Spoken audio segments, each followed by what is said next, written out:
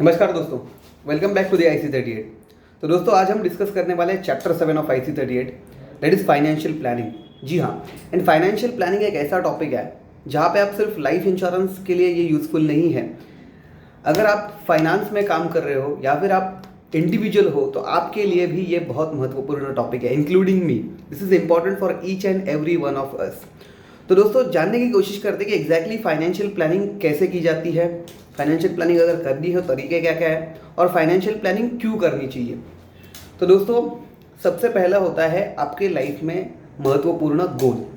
ठीक है, 3 इंपॉर्टेंट गोल होते हैं दोस्तों जिनके लिए हम काम करते हैं।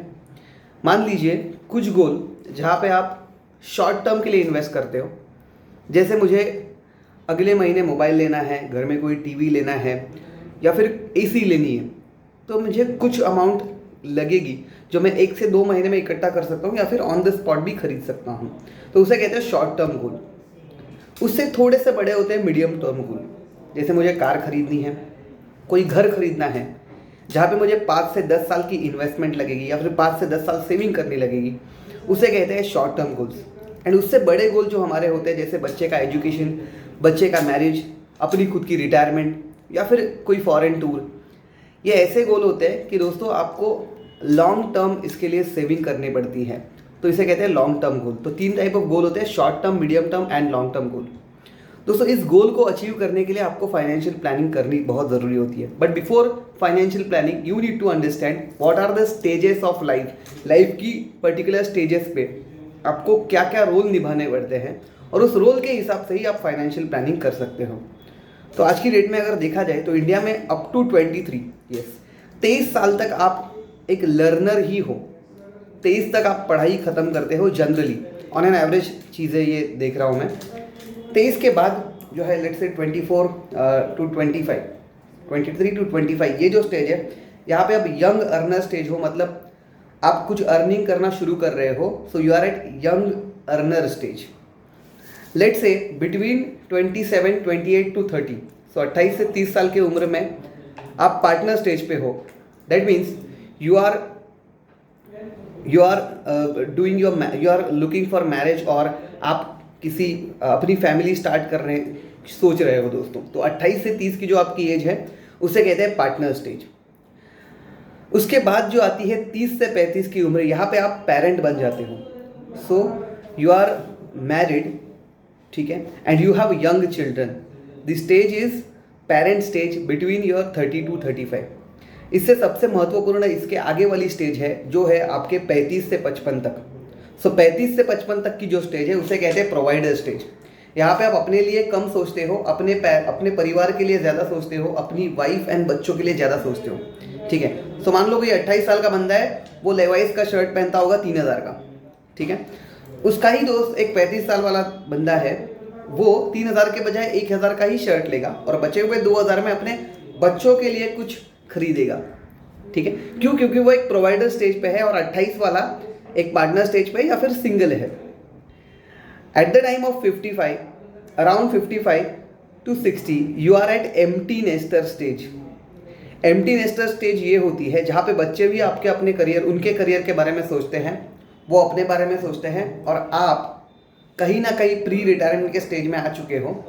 ठीक है, एंड 60, 60 एंड ऑनवर्ड्स इंडिया में average age of retirement consider की जाती है।